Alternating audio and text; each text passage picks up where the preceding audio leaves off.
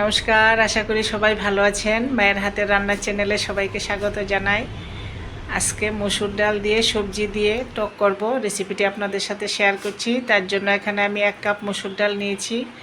ডালটাকে ভালো করে ধুয়ে সেদ্ধ করে নেব। একটু লবণ দিয়েছি।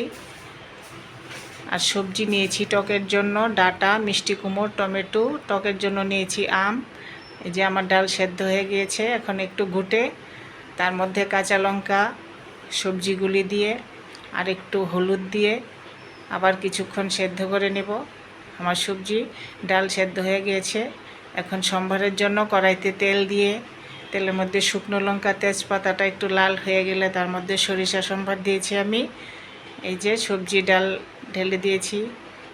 এখন টকের জন্য আম দেব আর একটু চিনি দিয়েছি। চিনিটা আপনাদের পছন্দ নাও দিতে পারেন। রেসিপিটি ভালো লাগলে লাইক শেয়ার করবেন এবং কমেন্টে জানাবেন কেমন হয়েছে।